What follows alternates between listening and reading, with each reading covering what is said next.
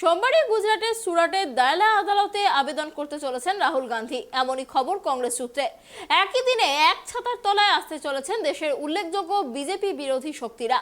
তামিলনাড়ুর মুখ্যমন্ত্রী তথা ডিএমকে প্রধান এমকে স্ট্যালিনের ডাকে সামাজিক ন্যায়ের অনুষ্ঠানে হাজির থাকার কথা বিরোধী নেতৃত্বদের।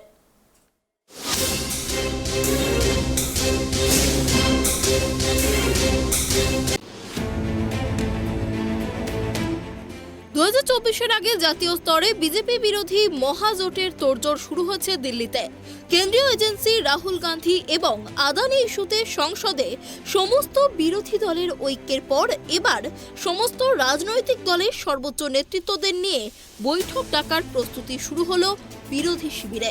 এবার স্ট্যালিনের ডাকে অনুষ্ঠানে হাজির হতে পারেন বলে জানিয়েছেন রাজস্থানের মুখ্যমন্ত্রী অশোক গেহলট, ঝাড়খণ্ডের মুখ্যমন্ত্রী হেমন্ত সোরেন এবং বিহারের উপমুখ্যমন্ত্রী তেজস্বী যাদব। এছাড়াও তৃণমূল নেত্রী মমতা বন্দ্যোপাধ্যায়ও প্রতিনিধি পাঠাতে পারেন। সূত্রের খবর, তৃণমূলের হয়ে প্রতিনিধিত্ব করতে পারেন ডেরেক ওব্রায়েন।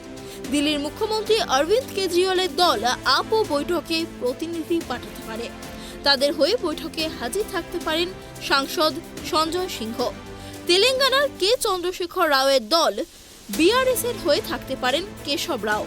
সাম্প্রতিককালে জাতীয় রাজনীতিতে সোমবারের কর্মসূচি ডিএমকের তরফ থেকে দ্বিতীয় প্রয়াস হিসেবেই দেখা হচ্ছে। এর আগে স্ট্যালিনের 70তম জন্মদিনের অনুষ্ঠানে হাজির হতে চেন্নাই গিয়েছিলেন কংগ্রেস সভাপতি মল্লিকার্জুন খাড়গে, তেজস্বী যাদব, ফারুক আবদুল্লারা। এবার আরও বেশি বিরোধী নেতৃত্বদের থাকার কথা স্ট্যালিনের ডাকে আয়োজিত বৈঠকে। রাহুলের সাংসদ পদ খারিজ করার ঘটনা বিরোধীদের এক সুরে বাঁধতে সাহায্য করেছে। কংগ্রেসের সঙ্গে দূরত্ব ভুলে কাছাকাছি আসার ইঙ্গিত দিয়েছে তৃণমূল আপের মতো দল।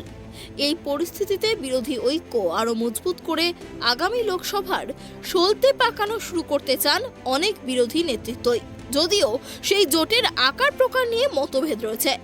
এই পরিস্থিতিতে সামগ্রিকভাবে মোদি বিরোধী ঐক্য প্রতিষ্ঠার স্ট্যালিনের প্রয়াস কতটা সফল হয় তা অবশ্য ভবিষ্যতই বলবে।